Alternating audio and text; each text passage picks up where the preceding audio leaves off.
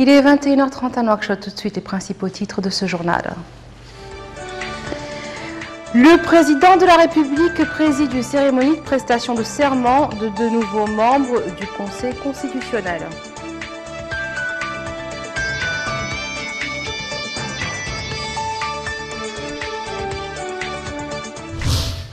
Le chef de l'État s'enquiert du déroulement des travaux d'accotement sur la route de l'aéroport et donne ses instructions pour réaliser le projet dans les délais fixés.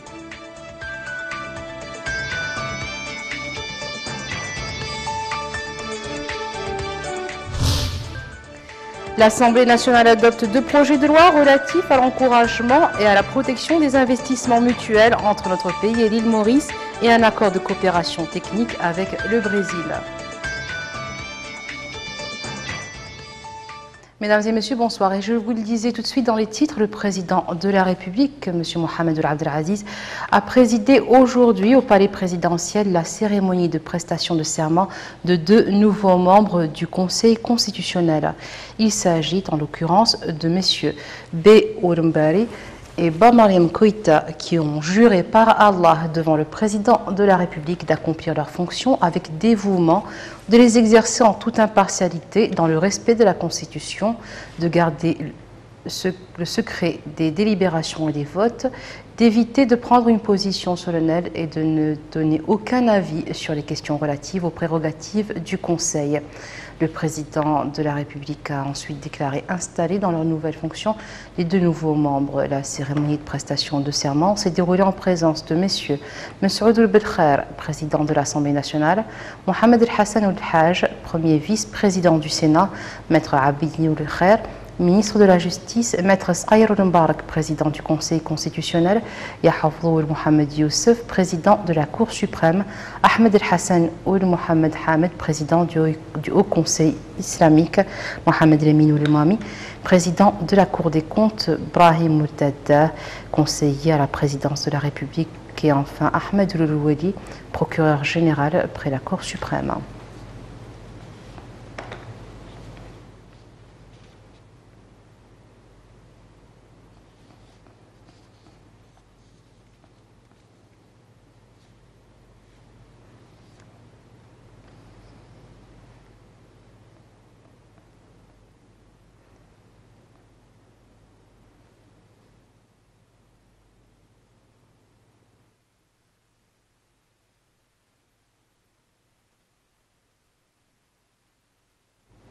Parmi les activités du président de la République, la visite d'information qu'il a effectuée ce matin au niveau de l'axe aéroport Fédération des transports, sur lequel des travaux de réalisation de trottoirs sont en cours. Le chef de l'État s'est informé sur l'état d'avancement de ce chantier et donné ses instructions pour l'achever conformément aux normes techniques et aux délais fixés. Le président de la République était accompagné au cours de cette visite par le ministre de l'Équipement et des Transports, du directeur de cabinet, ainsi que plusieurs responsables de l'ENER, Mohamed Emin Bakar. Le soleil de plomb, conjugué à l'armatan qui soufflait aujourd'hui sur la capitale, n'ont pas empêché le président de la République, Mohamed Ould Abdel Aziz, de se rendre sur le chantier de réalisation des trottoirs situé sur l'axe compris entre l'aéroport et le carrefour de la Fédération des transports. Venu constater l'avancement des travaux et surtout leur qualité, le président de la République a marché le long de cet axe, se faisant expliquer par les ingénieurs les techniques utilisées pour la réalisation de ces trottoirs dont une partie est en pierre, leur fiabilité, mais aussi leur qualité et leur durabilité. Le chantier comprend la réalisation en effet de trottoirs en béton bordés de pavés. Le président de la République qui a visité les différents niveaux du chantier a insisté sur la qualité des travaux, le respect des normes techniques et les délais impartis à leur exécution. Il a encouragé par ailleurs les ouvriers à faire preuve de dévouement dans l'exécution du projet qui profite, leur a-t-il dit, autant à la nation qu'aux citoyens. Des citoyens marchant à pied ou dans leur véhicule, constatant la présence du président de la République, ont tenu à l'ovationner par des applaudissements et des klaxons de voitures nourries. Profitant de cette rencontre inattendue, des citoyens ont exprimé au président de la République leur satisfaction pour les réalisations que le pays ne cesse d'enregistrer dans tous les domaines de la vie. Une occasion que cet autre citoyen, marchant côte à côte avec le président de la République, qui lui tenait d'ailleurs amicalement la main, n'a pas lui aussi manqué pour lui exprimer ses préoccupations auxquelles le chef d'État était attentif. Cette première expérience de réalisation du trottoir en pavé constitué de matières locaux sera élargie à d'autres muqatas de la capitale, a assuré le ministre de l'Équipement et des Transports.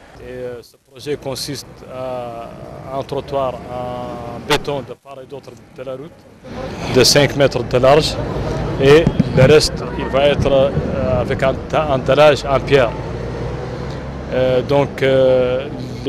Ce projet, le délai pour la partie en béton est fin octobre. Sur une longueur du carrefour de l'aéroport jusqu'au ce qu'on appelle carrefour de FNT. Mais je pense qu'ils vont terminer avant la fin du mois d'octobre. Pour la partie de dallage en pierre, c'est le premier trimestre de l'année 2014. Et on pense, vu la façon dont les travaux se déroulent, qu'ils termineront dans les délais. Le Premier ministre Dr Moulaye Mohamed Al-Qadhafi a reçu en audience aujourd'hui Jean-Michel Monod, chef de la délégation régionale du Comité international de la Croix-Rouge. L'audience s'est déroulée en présence de M. Alioune Oulaïssa, directeur de cabinet du Premier ministre, et de Mme Rania Mashlab, chef de la mission du CICR dans notre pays. Et à cette occasion, le chef de la délégation régionale du CICR a fait une déclaration. Nous l'écoutons. Parler du déploiement prochain des troupes mauritaniennes et des gendarmes mauritaniens au Mali, parce que le Comité international de la Croix-Rouge participe au briefing avant le déploiement de ces troupes dans le domaine du respect du droit international humanitaire. Et donc c'est une activité que nous allons commencer à la fin de ce mois. Nous avons également parlé longuement de notre travail dans les lieux de détention en Mauritanie, puisque nous avons un accord avec le gouvernement depuis maintenant 8 ans, qui nous autorise à visiter tous les lieux de détention et à travailler avec les autorités mauritaniennes, avec la DAPAP, avec le ministère de la Justice, à, si possible, l'amélioration des conditions de détention et à la résolution d'un certain nombre de problèmes. Je pense principalement à la question des jeunes en détention, qui doivent absolument être séparés des autres détenus. Et donc nous travaillons à ces problèmes humanitaires à l'intérieur des lieux de détention. Nous avons également abordé la question du Croissant Rouge mauritanien, Société nationale du Croissant Rouge mauritanien, qui a, je dirais, suivi une cure de changement très positif pendant l'année dernière. Et c'est toujours un plaisir pour moi que de partager avec le Premier ministre ce côté positif de l'évolution du Croissant Rouge mauritanien dans le pays. Donc voilà, c'était un très bon rendez-vous. Je vous remercie. De son côté, le président de l'Assemblée nationale, M. Abdoul Belkher, a reçu en audience son Excellence Madame Sandra McCardell, ambassadrice du Canada dans notre pays. La rencontre a été l'occasion de passer en revue les questions d'intérêt commun. L'audience s'est déroulée en présence du directeur de cabinet du président de l'Assemblée nationale. Et nous restons au Parlement où l'Assemblée nationale qui s'est réunie aujourd'hui en plénière a adopté 2 projets de loi. Le premier est relatif à l'encouragement et à la protection des investissements mutuels entre notre pays et l'île Maurice. Le second est relatif à l'accord de coopération technique entre notre gouvernement et le Brésil. Mohamed Emin Bakar. L'ordre du jour de cette plénière de l'Assemblée nationale, tenue sous la présidence de son vice-président député Nyeng Moumoudou, a porté sur l'examen de 2 projets de loi. Le premier autorise la ratification de l'accord de coopération technique signé à Brasilia en 2012 entre notre pays et la République fédérative du Brésil. Le second autorise la ratification de l'accord signé à Bruxelles en 2001 entre notre pays et la République de Maurice sur la promotion et la protection réciproque des investissements. Après la lecture des rapports de la Commission des relations extérieures sur les 2 projets de loi, le débat a été ouvert. Dans leurs interventions, les députés ont apprécié les 2 projets de loi et ont recommandé d'œuvrer constamment à développer des relations avec les 2 pays. Certaines interventions se sont interrogées sur les motifs des retards répétés dans la transmission au Parlement des conventions pour les adopter avant leur mise en vigueur. Plusieurs questions se rapportant au département des affaires étrangères de la coopération ont été également soulevées par les députés. Dans son intervention, le ministre des Affaires étrangères de la coopération, M. Hamadi El-Hamadi, a souligné que le Brésil est soucieux de promouvoir des relations avec les pays africains, notamment dans le domaine minier. Or, notre pays, a ajouté le ministre, recèle d'importants gisements miniers et aspire à attirer l'investissement étranger. Il a rappelé que le Brésil avait supprimé ses dettes dues à notre pays, dettes d'un montant de 49 millions de dollars. Pour ce qui est du second projet de loi, M. Hamadi El-Hamadi a précisé que l'objectif est de mettre en place un cadre juridique pour encourager et protéger les investissements entre notre pays et les îles de Maurice, qui sont pionniers dans différents domaines, dont le plus important pour nous est leur expérience en matière touristique. Le ministre a enfin répondu aux différentes questions soulevées par les députés avant que ceux-ci ont adopté les deux projets de loi soumis. Et cap maintenant sur la commune de la Ouaynat relevant de l'arrondissement administratif de l'Oxaïba et qui a constitué la dernière étape de la tournée de prise de contact et d'information que le ministre de l'Habitat, de l'Urbanisme et de l'Aménagement du Territoire vient d'effectuer dans certaines communes de la wilaya du Gorgol. Le ministre a souligné à l'intention des populations de la Ouaynat que le président de la République se préoccupe de leurs conditions de vie et suit leurs problèmes quotidiens. Compte rendu de Melika Naqli. La commune de la Ouaynat, relevant du département de l'Exeba, dans la wilaya du Gorgol, se distingue par les multiples réalisations accomplies dans les domaines du développement qui ont porté sur l'eau, l'électricité, en exécution des engagements du président de la République, M. Mohamed Abdel Aziz. L'accueil chaleureux que la population de cette localité a réservé au ministre de l'Habitat, de l'Environnement et de l'Aménagement du Territoire, M.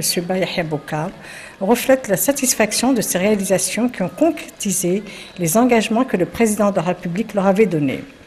Ces réalisations ont eu des répercussions positives sur les conditions de vie des populations. Les différents intervenants qui ont pris la parole au nom des populations de cette localité ont apprécié les réalisations de ces infrastructures qui leur ont facilité l'accès aux services de base et qui ont resserré les liens entre les citoyens et les autorités publiques. Ils ont passé en revue les réalisations dont leur localité a bénéficié, dont les équipements d'une station de pompage, elle-même équipée d'un groupe électrogène. L'appui aux coopératives féminines, l'achèvement du projet d'électrification de la ville et l'approvisionnement des banques de céréales en denrées alimentaires ou encore la distribution de produits alimentaires aux citoyens. Ces intervenants ont appelé au renforcement de ces réalisations par le désenclavement de leur commune, qui est totalement coupée du reste du monde pendant la période de l'hivernage. Ils ont également demandé l'équipement du centre de santé de la commune, l'appui à l'enseignement, la disponibilisation des grillages pour protéger leur périmètre.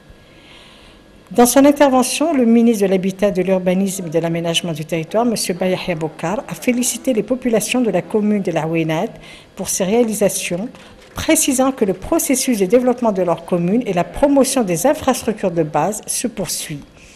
Et c'est en conformité avec les engagements du président de la République visant à mettre fin aux souffrances de la population de la zone et à leur intégration dans le tissu économique du pays. Le ministre de l'Habitat a pu constater les ravages occasionnés par les pluies. M. Yahya Boukar a également assisté à une soirée artistique organisée par les populations du quartier El Jedida dans la ville de Kaïdi. La soirée était donnée en l'honneur des réalisations accomplies dans le quartier El Jedida et dotant ce quartier d'un réseau routier moderne. Au cours de la soirée, il y a eu plusieurs interventions de citoyens qui ont souligné leur appréciation de ce qui a été réalisé. Et retour à Nouakchott, où le commissariat à la sécurité alimentaire a organisé aujourd'hui un atelier de validation des travaux des commissions spécialisées portant sur la détermination des données nationales sur la sécurité contre les menaces de catastrophes naturelles. Plusieurs départements gouvernementaux prennent part à cette rencontre d'une journée destinée à mobiliser les financements nécessaires pour parer aux pertes consécutives à ces calamités. Moussa Ndiaye. Cet atelier de ratification de l'accord de lutte contre la sécheresse démontre l'importance qu'accordent les pouvoirs publics à lutter contre les catastrophes naturelles. Aussi, rappelle que la Mauritanie a très tôt signé cette convention avec l'Agence africaine pour la lutte contre la sécheresse et les catastrophes naturelles. Ouvrant les travaux de cet atelier, la commissaire adjointe à la sécurité alimentaire, Mme Aïchetou Mint Mhayham, a précisé que la signature de cette convention avec une agence spécialisée créée en collaboration entre l'Union européenne et le Programme alimentaire mondial PAM vise à assurer le financement nécessaire pour faire face aux dégâts liés aux calamités. Elle a ensuite rappelé que la dite agence offre aux États signataires le financement propice, rapide et dynamique pour lutter contre la sécheresse et les catastrophes naturelles, pour limiter les risques et fournir des liquidités immédiates aux pays affectés par la sécheresse. Le Programme alimentaire mondial, PAM, à travers son bureau en Mauritanie, ne ménage aucun effort pour assister notre pays à faire face aux catastrophes naturelles. Le PAM continuera à intervenir auprès du gouvernement mauritanien en apportant son appui jusqu'à l'achèvement du processus de mise en œuvre de cette institution, dont les conséquences, espérons-le, seront heureuses et propices pour les populations mauritaniennes frappées par les effets de la sécheresse. Des exposés traitant des sujets relatifs à l'adoption des travaux des commissions spécialisées ainsi que sur la mitigation de risques ont été présentés au cours de cet atelier, où plusieurs départements ministériels ont pris part. La PAR a rendu public un rapport à l'issue des journées de réflexion qu'elle a organisées en collaboration avec le Programme des Nations Unies pour le développement sur les médias et le civisme électoral. Le rapport comporte un certain nombre de recommandations visant à promouvoir le travail du journaliste et à faire en sorte qu'il joue le rôle qui est le sien dans une société démocratique pluraliste. Les recommandations ont invité les journalistes et toutes les personnes concernées par les questions électorales à la concertation, au respect des constantes comme l'unité nationale, l'intérêt général, la consécration du pluralisme, le respect de la diversité des courants de pensée et d'opinion, ainsi que la garantie de l'accès égal aux médias des partis politiques et des organisations de la société civile. Les recommandations ont invité également au respect des techniques du journalisme et à soumettre le contenu des médias aux critères du professionnalisme et au respect de la loi. Le bureau frontalier des douanes, au kilomètre 55 de la ville de Nouadhibou, a entrepris l'incinération d'une quantité importante de denrées alimentaires périmées, de produits alcoolisés et de caisses de plastique souple interdits. La saisie de ces produits par les agents des douanes a eu lieu dans le cadre de la mission de ces derniers visant à lutter contre le trafic des stupéfiants et la saisie de tous les produits prohibés ou périmés. L'opération s'est déroulée sous la supervision du chef du bureau des douanes du point frontalier en présence des autorités administratives et sécuritaires de la wilaya de Dakhalet Nouadhibou. Et dans la capitale économique toujours, la section 2 de la Fédération de l'Union pour la République de la wilaya organise un colloque politique sur le rôle de l'intellectuel dans la propagation de la culture du parti au sein des adhérents et du citoyen. Les intervenants à cette manifestation ont souligné l'importance de la culture partisane dans l'assimilation du projet politique de l'Union pour la République qui axe son action sur le soutien du programme électoral au président de la République. C'était l'occasion également de préciser les objectifs et principes du parti tendant à réaliser les aspirations du peuple mauritanien dans les différents domaines. Le président de la section de la Fédération de l'Union pour la République à Nouadhibou, Mohamed Elmami ou Ahmed Zarrouk, a souligné que cette rencontre vise à échanger les vues sur les meilleurs moyens propres à ancrer la culture du parti. Et toujours dans le cadre des activités du parti, la commission de supervision de la formation au niveau de l'UPR dans la Muqata'a d'Arafat a organisé hier soir une formation sur l'ancrage de la culture, l'esprit du parti au niveau de ces instances de base, leur éclairage sur les grandes réalisations sous la direction du président de la République. Cette formation s'est déroulée sous la supervision de la présidente de la Commission nationale des femmes, Mme Aïcha Var Michel Vergès, et en présence d'une délégation de haut niveau du parti et des membres du bureau exécutif, ainsi que du Conseil national et des présidents des sections d'Arafat. Au cours de la rencontre, Mme Aïcha Var Michel Vergès a rappelé les objectifs de cette formation et les réalisations accomplies depuis l'élection du président de la République, M. Mohamed Abdelaziz. Des groupes de jeunes de l'Union pour la République issus de la Muqata'a de Boutinimit et des villages voisins ont organisé une initiative sous le thème « Le renforcement de la paix sociale et de l'unité nationale ». Cette initiative, selon ses promoteurs, a pour objet de renforcer la relation entre l'individu et la société, le citoyen et l'État et ancrer le concept de l'acceptation de l'autre, de son opinion, le respect du pluralisme ethnique et politique comme principe sain, en plus de la dynamisation du dialogue constructif ainsi que l'intensification des rencontres, colloques, ateliers de travail qui sont de nature à garantir la cohésion sociale. Dans un mot prononcé pour la circonstance, le secrétaire général de l'initiative, Ahmed Mohamed Rubab Ahmed, a apprécié les étapes importantes franchies dans la lutte contre la pauvreté, la marginalisation, l'exclusion et l'ancrage de la transparence comme instrument efficient contribuant à assurer le développement et la stabilité. Et voilà, ce sera tout pour aujourd'hui. Avant de nous quitter, comme toujours, le rappel des titres. Le président de la République préside une cérémonie de prestation de serment de 2 nouveaux membres du Conseil constitutionnel.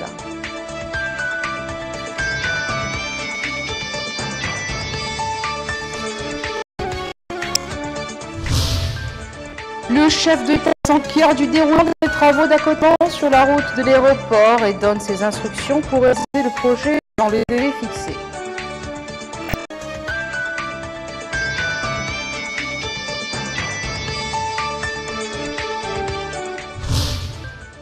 L'Assemblée nationale adopte 2 projets de loi relatifs à l'encouragement et à la protection des investissements mutuels entre notre pays et l'île Maurice et un accord de coopération technique avec le Brésil. Merci d'être restés avec nous. Je vous souhaite à toutes et à tous une excellente fin de soirée.